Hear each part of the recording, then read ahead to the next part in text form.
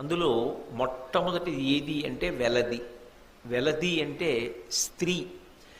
అసలు స్త్రీ పురుషుడు అనబడేటటువంటివి రెండూ కూడా సప్తధాతువులతో నిర్మాణమైనటువంటి శరీరములే.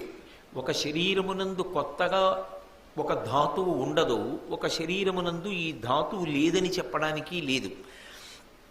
ఎందుచేత అంటే రెండు శరీరములు కూడా రక్తము, మాంసము, కొవ్వు, అస్థి, శుక్ల, మేధ అనబడేటటువంటి ధాతువుల చేతే నిర్మాణమవుతాయి. కానీ భగవంతుడు సృష్టిని ప్రారంభం చేసినప్పుడు ఒక గొప్ప సమస్య ఎదురైంది. మొట్టమొదట మానస పుత్రులను సృజించాడు బ్రహ్మగారు. వాళ్ళందరూ ఏం చేశారు అంటే, మేము ఈ సంసారమునందు పరిభ్రమించడానికి ఇష్టపడం, మేమందరం తపస్సు చేసి పరమేశ్వరుణ్ణి చేరుకుంటామని వైరాగ్యాన్ని పొందారు. అలా కాదు, ప్రజోత్పత్తి జరగాలి, జీవుల యొక్క సంఖ్య పెరగాలి. అంటే ఏం జరగాలి అని బ్రహ్మగారు పరమేశ్వరుణ్ణి ఉద్దేశించి ప్రార్థన చేశాడు. చేసినప్పుడు భగవంతుడు ఏం చేశాడంటే తన శరీరంలోంచే రెండిటిని ఉత్పన్నం చేశాడు. సగం స్త్రీ శరీరం, సగం పురుష శరీరం. అప్పుడే అర్ధనారీశ్వర స్వరూపం వచ్చింది. ఈ స్త్రీ పురుష శరీరములు రెండిటిని సృజించి ఒండురల యందు ఆకర్షణ కల్పించాడు. స్త్రీ యందు పురుషునకు, పురుషునకు స్త్రీ యందు ఆకర్షణ. ఈ ఆకర్షణ కల్పించడానికి ఒక ప్రధానమైన కారణం ఉన్నది. ఏమిటి ఆ కారణం అంటే, ఈ ఆకర్షణ ఉన్న కారణం చేత తేజోవంతమైనటువంటి సంతానము లభిస్తుంది. అందుకే మీరు శ్రీరామాయణంలో బాలకాండలో షణ్ముఖోత్పత్తిలో ఒక అద్భుతమైన ఘట్టం ఉంటుంది. శివుని యొక్క తేజస్సుని గంగ భరించవలసి వచ్చింది. భరించవలసి వస్తే ప్రహృష్టమైనటువంటి మనస్సుతో సంతోషంగా దాన్ని స్వీకరించాలి. అందుకే అగ్నిహోత్రుడి దగ్గర ఉన్నటువంటి శివ తేజస్సుని గంగయందు ప్రవేశపెట్టవలసి వస్తే మిగిలిన దేవతలు వెళ్ళలేదు. ఒక్క అగ్నిహోత్రుణ్ణి మాత్రమే పంపించి, నువ్వు ప్రహృష్టమైన మనస్సుతో పరమ సంతోషంతో దీన్ని స్వీకరించు.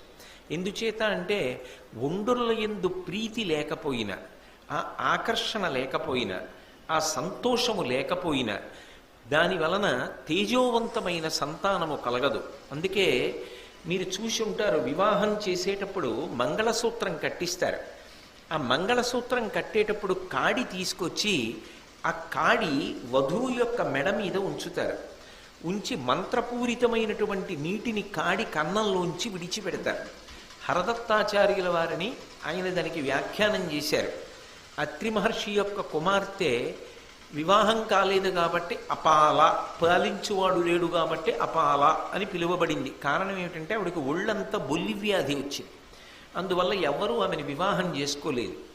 ఆమెకి ఒకనాడు తీవ్రమైనటువంటి వ్యగ్రత కలిగి, బాధ కలిగి, నేను ఇంకా ఇలా జీవించను, శరీరం విడిచిపెట్టేస్తానని నీటిలో పడి కొట్టుకుపోతోంది. మళ్ళీ అదొక ధర్మ సూక్ష్మం. అలా నీళ్లలో పడడం, అలా కొట్టుకుపోవడం, అలా శరీరాన్ని విడిచిపెట్టడం, దాని గురించి ఇప్పుడు నేను స్పృశించను. ఆమె నీళ్లలో పడి కొట్టుకుపోతోంది. ఇక ఎటూ మరణిస్తాననుకో. ఇంతలో అనుకోకుండా ఆమెకి సోమలత లభించింది. ఏదో కొట్టుకుపోతుంటే నీళ్లలో సోమలత దొరికింది. సోమలత దొరికితే యజ్ఞం చేస్తారు. ఆమె ఆ సోమలత దొరికింది, నీళ్లలో కొట్టుకుపోతోంది కాబట్టి ఇంద్రుణ్ణి ఉద్దేశించి కొన్ని మంత్రాలు చెప్పి నోటితో నవిలి ఆ సోమలతని పిండింది.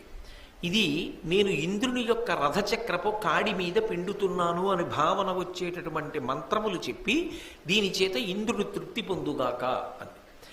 నీళ్లల్లో కొట్టుకుపోతూ సోమలత దొరికితే నన్ను ఉద్దేశించి యజ్ఞమంత్రములు చెప్పింది, నాకు సోమలత రసాన్ని అర్పణం చేసింది. కాబట్టి ఈమెకి నేను మంచి భర్తనిస్తానని ఆమె బొల్లి వ్యాధి పోగొట్టి ఆమెకు మంచి భర్తనిచ్చి ఆమె సంతోషంగా జీవితం గడపడానికి కావలసిన వ్యవస్థని ఇంద్రుడు చేశాడు.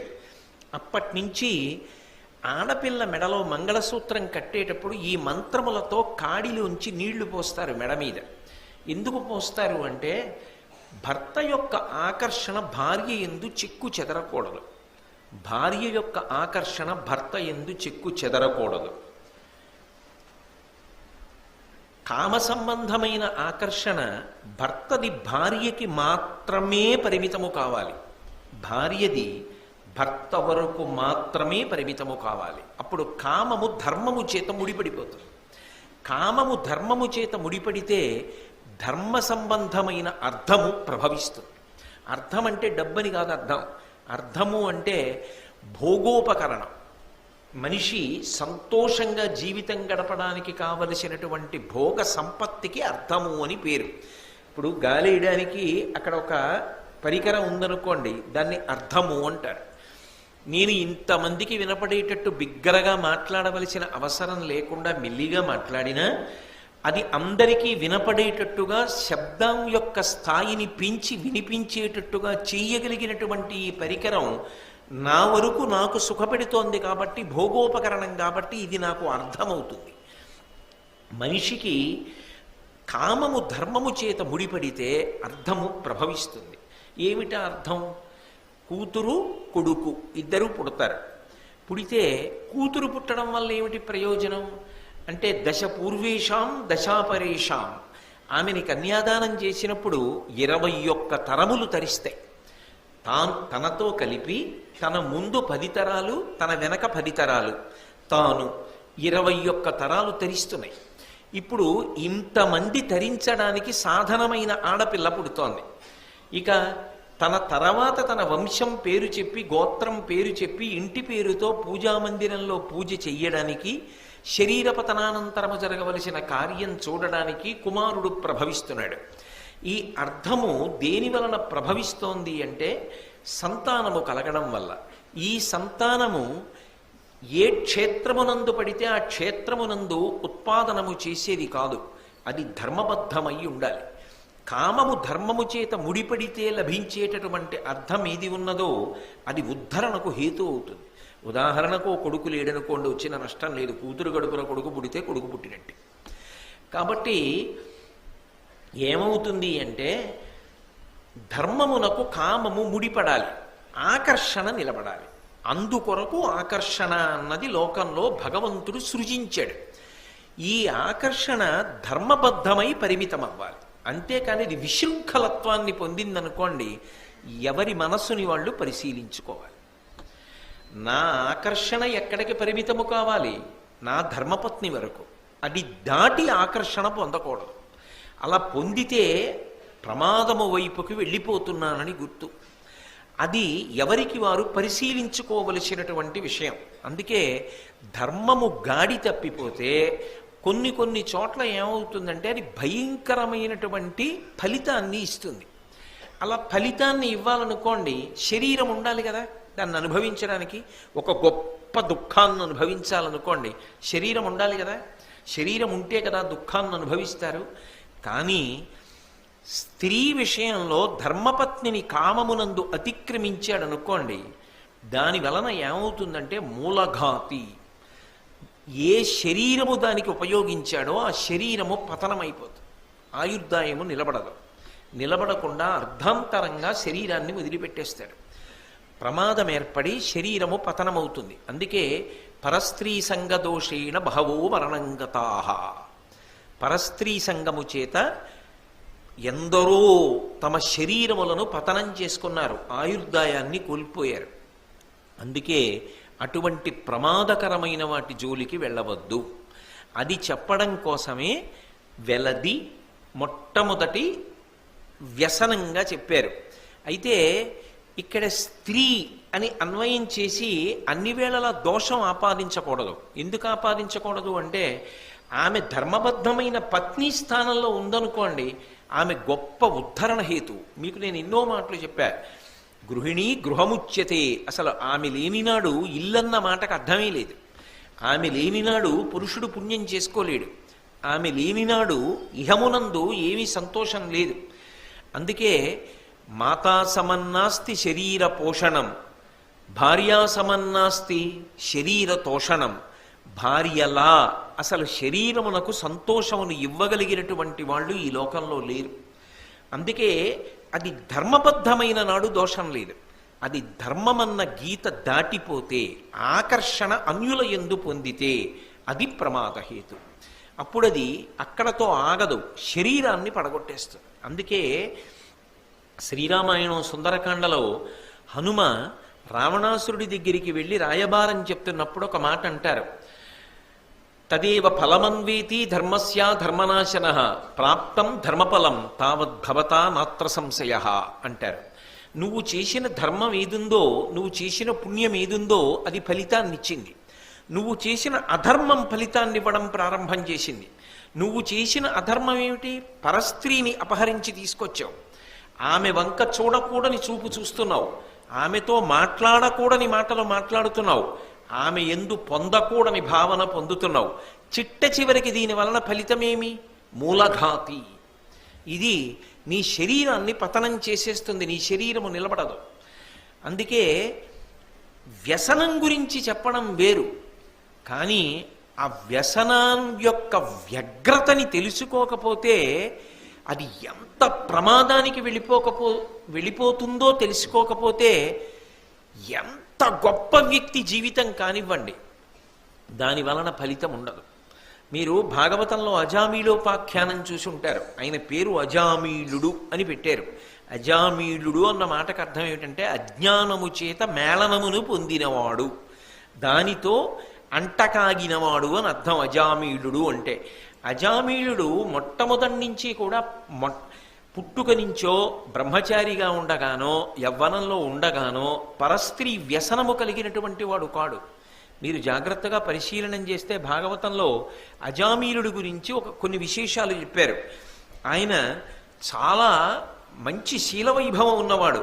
కావున ఇతడు సత్కర్మవశమున భూదేవ కులమున పుట్టినాడు, దాంతుడై శాంతుడై ధర్మసంశీలుడై సకల వేదంబులు చదివినాడు, అనయంబు గురువుల అతిథుల పెద్దల చేరి శుశ్రూషలు చేసినాడు, సర్వభూతములకు సమబుద్ధి అయి చాలా బహుమంత్ర సిద్ధుల బడసినాడు, సత్యభాషణ నియమంబు జరిపినాడు, నిత్య నైమిత్తికాదుల నెరపినాడు, దండి లోభాది గుణముల దరసినాడు, మంచి గుణములు తనయందు అరసినాడు. అజామీలుడు ప్రారంభంలో అంత గొప్ప శీలవైభవం ఉన్నవాడు. ఆయన ఎంతో పుణ్యం చేసినవాడు కాబట్టి వేదాధ్యయనమునకు యోగ్యమైనటువంటి వర్ణమునందు జన్మించాడు. దాంతి శాంతి రెండిటినీ పొందినవాడు. అపారమైన ఇంద్రియ నిగ్రహము మనోనిగ్రహము కలిగినటువంటి వాడు. ధర్మమునందు అనురక్తి కలిగినటువంటి వాడు. అన్ని వేదములు చదువుకున్నవాడు. ప్రయత్నపూర్వకంగా గురువుగారి దగ్గరికి పెద్దల దగ్గరికి వెళ్ళి శుశ్రూష చేసేటటువంటి లక్షణము కలిగినటువంటి వాడు. అంతేకాదు అన్ని భూతముల యందు సమానమైనటువంటి బుద్ధిని పొందినవాడు. ప్రహ్లాదుడి గురించి చెప్తూ భాగవతంలో తనయందు అఖిల భూతములందు నొకభంగి సమహితత్వంబున వరగువాడు అంటారు. అన్ని భూతముల యందు సమానమైనటువంటి భావన, అన్నిటి యందు దైవమున్నది అన్న భావన పొందినటువంటి వాడు. పైగా అనేకమైనటువంటి మంత్రములను ఉపదేశం పొంది నియతి కాలమునందు వాటిని జపం చేస్తూ ఆయా మంత్రముల యొక్క అధిష్టాన దేవతల దర్శనాన్ని పొంది వాళ్ళ యొక్క అనుగ్రహమునకు పాత్రుడైనటువంటి వాడు. సత్యభాషణ నియమంబు జరిపినాడు. ఎన్నడూ అబద్ధమాడకుండా సత్యమును మాత్రమే మాట్లాడేవాడు. నిత్య నైమిత్తికాదుల నెరపినాడు. ప్రతిరోజు చెయ్యవలసినటువంటి సంధ్యావందనాది కార్యక్రమములను ఏమరపాటు లేకుండా చేసేవాడు. అప్పుడప్పుడు వచ్చేటటువంటి ప్రధానమైన తిథులు కృష్ణాష్టమి, భీష్మాష్టమి, ఇటువంటి తిథులలో ఏవేవి చెయ్యాలని ఋషుల చేత చెప్పబడినదో ఆయా కార్యక్రమములను ఏ వైక్లభ్యం లేకుండా నిర్వహించినటువంటి వాడు. లోభము మొదలైనటువంటి భయంకరమైన గుణములను దాటినటువంటి వాడు. మంచి గుణములన్నిటికీ కూడా నిధిగా జీవించినటువంటి వాడు. అంటే ప్రారంభంలో అజామీలుడు తప్పు జీవనం ఉన్నవాడు కాడు. ఆయనకి వివాహం చేసిన తర్వాత భార్యతో ఎంతో చక్కటి జీవితం చేసినటువంటి వాడు. తల్లిదండ్రుల యొక్క మన్ననని సంతోషాన్ని పొంది జీవించేటట్టుగా బ్రతికినటువంటి వాడు. తల్లిదండ్రులకు సంతోషాన్ని ఇచ్చినవాడు. ఇటువంటి వాడు ఒకనాడు చూడకూడని ఒక విషయాన్ని చూశాడు. ఎవరో మద్యపానానికి కూడా అలవాటు పడిపోయినటువంటి ఒక స్త్రీ పరపురుషుడితో రమిస్తున్నటువంటి సన్నివేశాన్ని చూశాడు.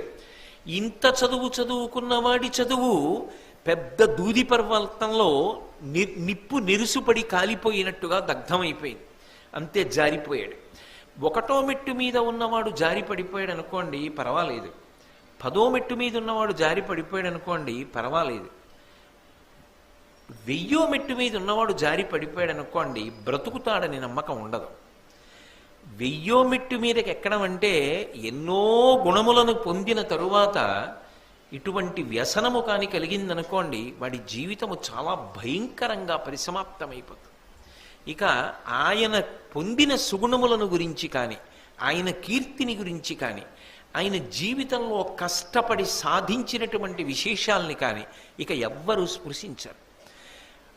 ఆయన నశించిపోయిన తరువాత అపకీర్తి ఒక్కటే మిగిలిపోతుంది. మీరు ఒక్కటి గమనించండి, రావణాసురుడు మరణిస్తే కేవలము రావణుడు మరణించాడు అనుకుంటారు చాలామంది. కాదు, రావణుణ్ణి చంపినప్పుడు 3 రకములైనటువంటి హత్యలు జరిగాయి. ఒకటి వీరహత్య అంటారు, రెండవ దాన్ని ఛాయాహత్య అంటారు, మూడవ దాన్ని సుగుణహత్య అంటారు. ఆయన మహావీరుడు, లోకోత్తర వీరుడు, అన్ని అస్త్రములు తెలిసిన్నవాడు. అన్ని అస్త్రములు తెలిసిన్నవాడు అంటే అన్ని మంత్రాల్ని నియమంగా జపం చేసి తనయందే ఆవాహన చేసుకున్నవాడు. ఆయనతో పాటే అన్ని మంత్రముల యొక్క దేవతలు కూడా వినిర్ముక్తమైపోతారు. కాబట్టి అది వీరహత్య. ఛాయాహత్య, ఛాయాహత్య అంటే ఏమిటో తెలుసా? కేవలం పరాక్రమం కాదు, అనేకమైనటువంటి లలిత కళలలో గొప్ప సాధన చేసి ఉత్తీర్ణుడైన వాడు. ఆయన చాలా బాగా వీణ వాయిస్తాడు, ఆయనకి సామవేదం తెలుసు, గొప్ప గానం చేస్తాడు, ఆయనకి పూజ తెలుసు, అలంకారం తెలుసు, ఏ ఏ తిథులలో ఏవి చెయ్యాలో తెలుసు, అన్నింటినీ మించి చతుశ్శుపచారములు చెయ్యగలడు. 64 ఉపచారములు మీరు చదివితే భగవతికి కోట నిర్మాణం కూడా ఉంది. అవేం సామాన్యమైన ఉపచారాలు కావు, అటువంటి ఉపచారములు చెయ్యగలడు. ఇన్ని చెయ్యగలిగిన వాడి కీర్తి ఏదైనా మిగిలిందా లోకంలో?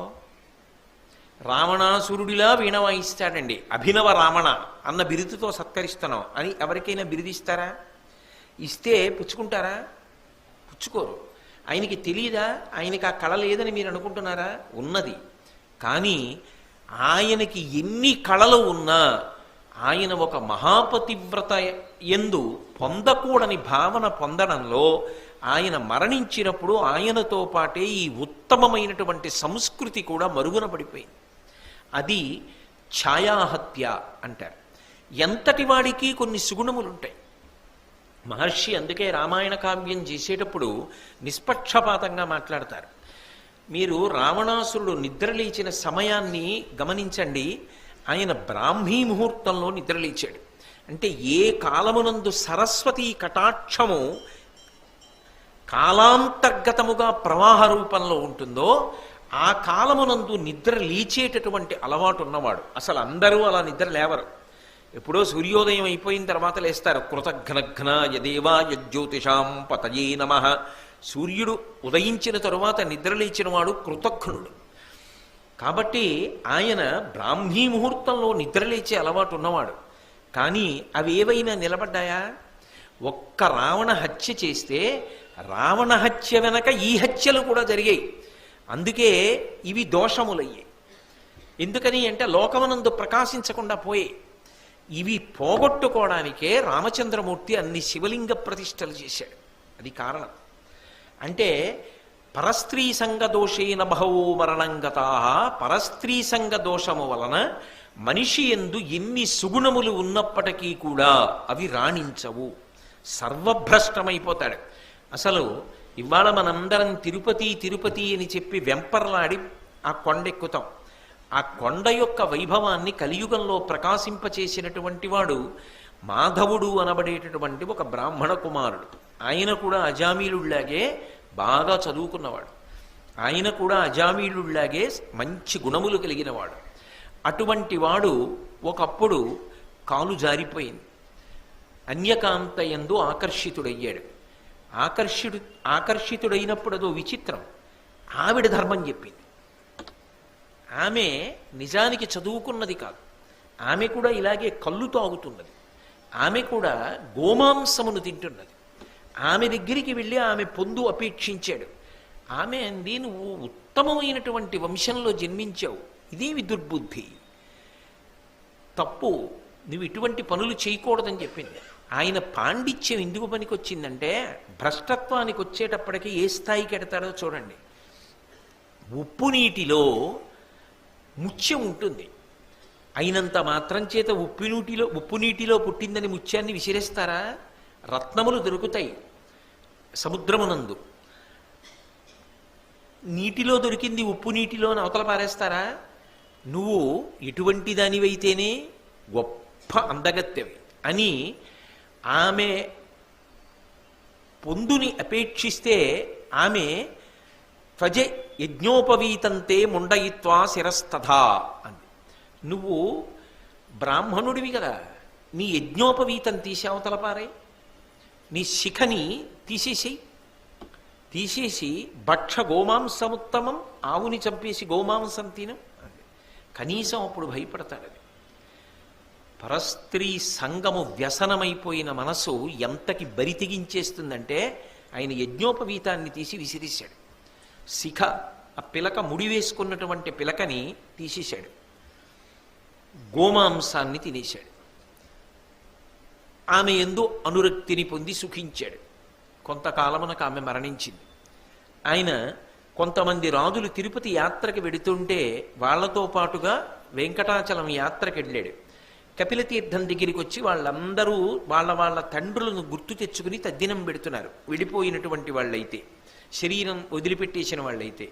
తనకి తన తండ్రి గుర్తొచ్చాడు, తల్లి గుర్తొచ్చింది. బాధపడి తనకొచ్చిన మంత్రములతో, తన దగ్గర ఉన్నది ఆ రోజున మట్టి కాబట్టి మట్టి ముద్దలతో తద్దినం పెట్టాడు. వాళ్లతో కలిసి కొండెక్కుతున్నాడు. ఎక్కలేకపోయాడు. ఎక్కలేక నీరసపడి ఖేదపడితే ఆయనలో ఉన్నటువంటి పాపమంతా కూడా వాంతి రూపంలో కక్కాడు. అక్కడ ఉన్న శిలలన్నీ కూడా ధ్యాననిష్టలో ఉన్న యోగులు, అబ్బా ఎంత పాపం రాని వాళ్ళు ముక్కులు మూసుకుని యథారూపాలు ధరించి పైకి లేచిపోయారు. బ్రహ్మగారు ప్రత్యక్షమయ్యాడు. ఒరే నీ అదృష్టం రా, ఇన్ని పాపములు చేసినా ఈ కొండ మీదకి వచ్చావు. ఈ కొండ మీదకి వచ్చిన కారణం చేత నీ పాపములు కాలిపోయి వాంతి రూపంలో బయటపడిపోయి, వేం పాపం కటతే అస్మాత్ పాపదహన శక్తిత వెంకటాచలమిత్యేవ నామదేవస్తథా జగుహు. ఈ కొండకు వెంకటాచలం అని పేరెందుకు వచ్చిందంటే పాపములను కాల్చేస్తుంది. పరస్త్రీ సంగ దోషము చేత ఇంత భయంకర పాపమును పొందావు. ఆ పాపాన్ని ఈ కొండ కాల్చేసింది. వెళ్ళి పుష్కరిణి స్నానం చేయి.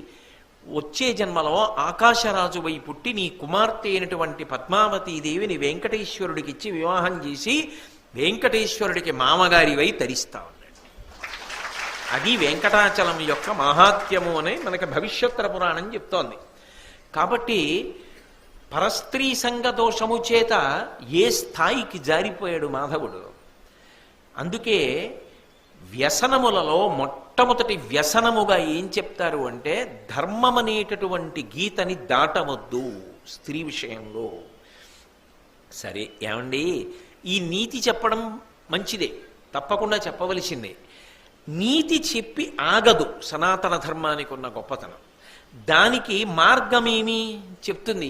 ఏ మార్గము చేత నువ్వు మనస్సుని అలా నియంత్రించగలవు అంటే మాతృవత్ పరదారేషు, పరస్త్రీ వంక చూసినప్పుడు మాతృభావన మనసులో పొందు.